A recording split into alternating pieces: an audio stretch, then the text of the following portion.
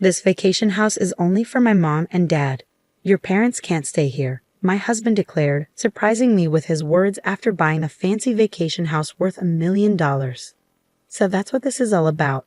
I realized his intentions and felt fed up. Okay, but you'll regret this decision, I warned him.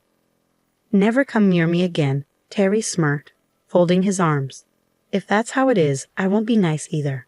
I'll make him sorry. My name's Kathy. I married Robert 4 years ago, and we've been living together happily. We don't really have any hobbies, so we've been saving a lot of money.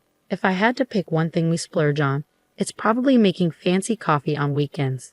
Oh, by the way, isn't your mom's birthday coming up soon? I asked Robert while holding a freshly brewed cup of coffee. We're both in our mid-30s. Robert's parents just turned 60 this year, a year before mine. What if we give them a spa getaway as a birthday gift? It could be a lovely treat, don't you think? I suggested. Robert thought it was a good idea, saying that sounds nice. I'll check with my parents if they have any specific wishes. If not, we'll go with a spa retreat. It's like hitting 2 birds with 1 stone. I didn't mean it that way, I clarified. I know, just kidding. Next time I see my parents, I'll bring it up with them. Kathy, can you find some good spas? Robert asked me. Sure thing. How about we join them on the trip?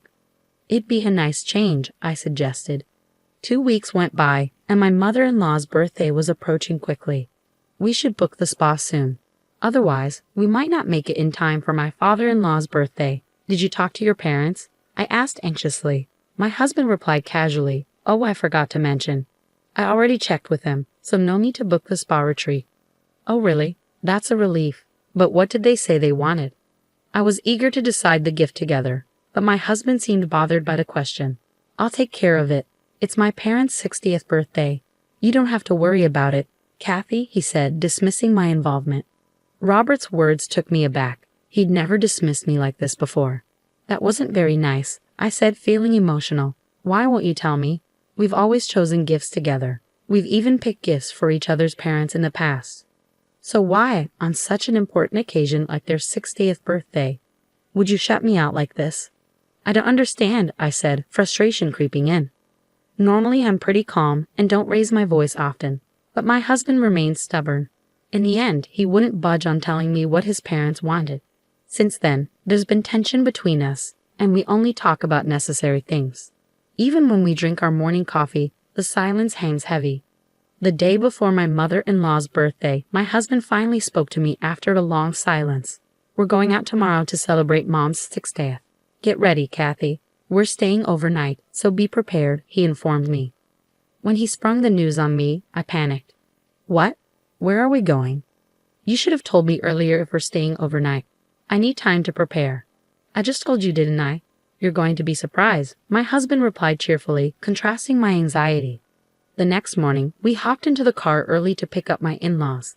They were bursting with excitement from the moment we saw them. I'm so thrilled. I never imagined celebrating my birthday like this. Thank you so much, they exclaimed. Isn't it wonderful? My husband asked. Absolutely, thank you so much, Robert, I replied, feeling a bit awkward since I hadn't been part of choosing the gift. Even when my in-laws expressed their gratitude, I could only respond vaguely. Then, unexpectedly, my husband spoke up. It's all thanks to Kathy. Thank you, he said, supporting me. I was touched by his consideration. Despite our recent disagreements, it felt like we were getting back to our old selves. My mood lifted, and I decided to enjoy the journey to our destination. We arrived at a beautiful cabin nestled in the woods. The entrance was spacious, and the living room had huge glass windows, giving it a charming appeal. Surrounded by trees, the cabin felt like it blended perfectly with nature. There were 3 bedrooms and even a hot tub in the bathroom. This is where we're staying. It's so beautiful, I said excitedly to my husband, expressing regret for my earlier attitude. I never imagined Robert would pick such an amazing place. I don't think I could have found such a gem myself. Trusting Robert with the decision was definitely the right call. I'm sorry for being so cranky lately, I admitted, feeling a surge of excitement as I took in the beauty of the cabin. Then, out of the blue, my husband said something unexpected. It's no big deal. If it were just me, I wouldn't have been able to afford this cabin. It's all thanks to Kathy that we have it. What? I was suddenly speechless. As my mind raced with questions, my in-laws chimed in. Thank you, Kathy. We never expected such a wonderful gift, did we? We were thinking about getting a new place for ourselves when we turned 60, even considering living together. But remember, we decided against that, right? So we thought a cabin would be perfect, and we've been discussing it with Robert since he got married. It was true that I turned down the idea of living together once. I wanted to savor our time as a couple, and my in-laws were still healthy, so I felt it was too soon for us to move in together. Robert agreed, and we decided we'd move in together when my in-laws needed assistance. But I never expected them to request a new home as a gift for their 60th birthday, let alone a cabin. That felt like a bit much. Trying to keep my panic at bay, I turned to my husband. "Robert, you're kidding, right? There's no way we could afford such a beautiful cabin. Why spring a surprise on me? It's your mom's birthday. The surprise should be for her." "It's not a joke. We really bought this cabin," my husband replied. Everything seemed to blur before my eyes. In a daze, I heard him continue. It was a lifesaver, really. They said I couldn't get a mortgage based on my income alone. Getting a joint mortgage was the right call. "Wait a minute. I had no idea about any of this," I exclaimed. "And it's not fair to just spring it on me like this. You just said it was a lovely cabin." "It's ours." "That's not the point. How much did this vacation home cost?" I vented my frustration at him, and he dropped a bombshell. $1 million. "What? $1 million? And you spent it on my parents' 60th birthday?" I couldn't believe it. The amount was staggering, leaving me reeling. To make matters worse, my husband revealed another shocking fact. We couldn't get a loan for $1 million property in both our names, so I used all our savings since we got married, the joint account, as a down payment, he admitted. What? At this point, I was beyond shocked and simply speechless. How could he make such a selfish decision without even consulting me? I couldn't comprehend it at all. Despite my disbelief, my husband continued casually, "Well, it's done now. There's no going back. And I did take your preference of not living together into account, didn't I? With this vacation home, we can do whatever we want. Our vacations will be even better, right?" His nonchalant attitude was incredibly frustrating. "But now that it's done, there's no going back," Robert said, echoing my own thoughts. The vacation home was undeniably beautiful, and it would certainly enhance our holiday experiences. "Fine, it's already done, so there's no point dwelling on it. But you should have at least talked to me about it," I said with a sigh. Surprisingly, my husband's mood lifted, and he chuckled. "You're right. I should have consulted you. I'm sorry. I wanted it to be a surprise for you too, Kathy. You're something else." Learning that Robert had taken out a joint mortgage without telling me, even using our shared savings, was a shock. Let's just accept it and see it as a good investment, I decided. With that resolution, I chose to enjoy the lavish celebration for my mother-in-law's birthday and our 2-day stay at the villa. As I brewed a cup of coffee, I found myself lost in memories of our time at the villa. Despite the initial shock, it truly was a magnificent place. The wood-burning stove in the living room especially stood out, promising cozy winter evenings. Feeling content, I turned to Robert. "Hey, when can we go back to the villa? I want to pick out some new dishes for it." "Yeah, I'll ask my parents about it," he replied. "Can't we just go by ourselves?" I suggested. Technically, the villa is in our names, even though it was a gift for my parents' 60th anniversary. It wouldn't be right if they already had plans, would it? A sense of unease crept over me. Despite being in our names, I worried that practically it might end up being more like my in-laws' property. Thinking fast, I proposed, "Since it's our villa, can't we invite my parents to join us too?" "Yeah, if they're free," he replied vaguely, but at least he didn't outright refuse. That was a relief. It meant the villa wouldn't just become my in-laws' property. However, my optimism was short-lived. For the past 6 months, I hadn't been allowed to spend the night at the villa. I could visit during the day, drop off my in-laws, prepare food, and then head back home, only to return the next day to pick them up, clean up, and drive them back. This routine had persisted despite my numerous complaints, with Robert always finding some excuse or even yelling at me. But today, I wasn't going to give up, especially since my parents' birthday was approaching. "Robert, my father's birthday is in 2 months. Can't we invite them to the villa?" "It's our villa," I stressed, hoping to appeal to him. But his response was the same as always. "If my parents don't have plans, it'll be the same story." We haven't spent a single night at the villa in the 6 months since we bought it.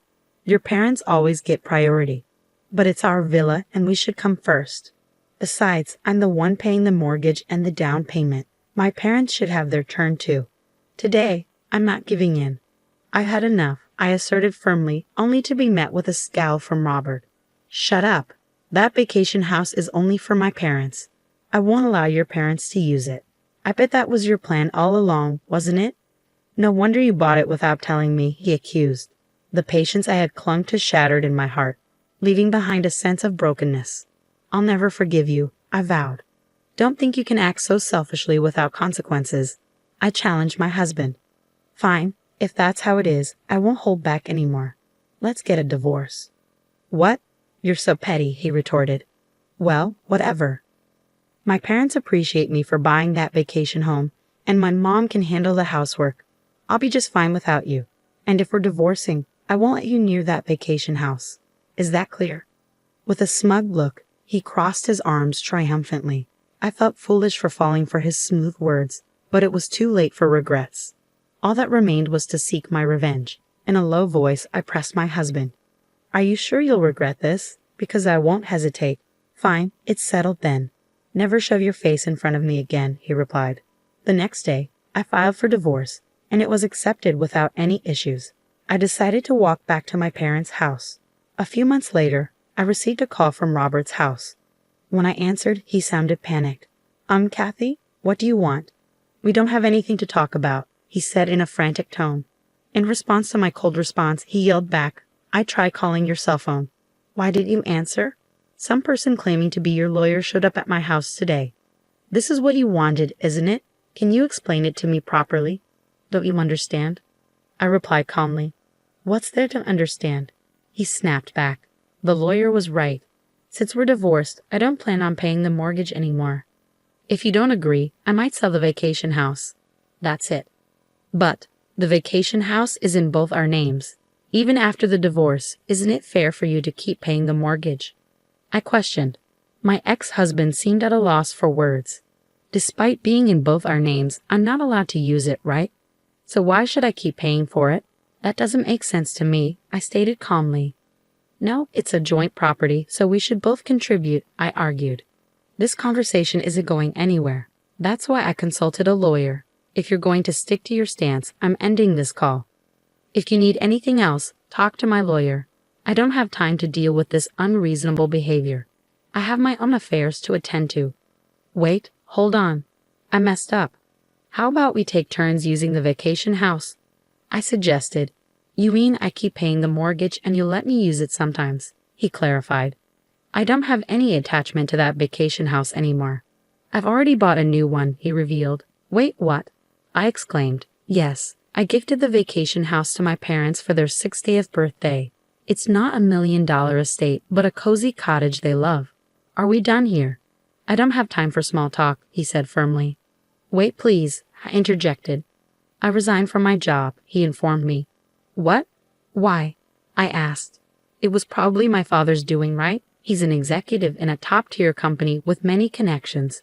Robert's company president is one of them, he explained. It seems my father had a word with Robert's company president about his behavior towards me.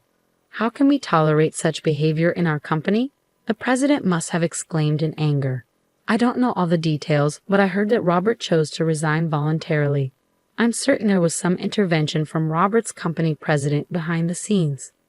Please help me, Robert pleaded tearfully. My coworkers started giving me hostile looks. I made the decision to resign. I found a new job, but the salary is lower than before. I can't manage the mortgage payments on my own. Your father caused all this, right? Then shouldn't he take responsibility and keep paying the mortgage? He's so selfish, I lamented. How much further will he go to satisfy his own desires? I couldn't bear his selfishness any longer. Sure, my father might have played a role in me quitting my job. But you, Robert, are the one who started it all, aren't you? Don't try to twist the narrative to fit your agenda.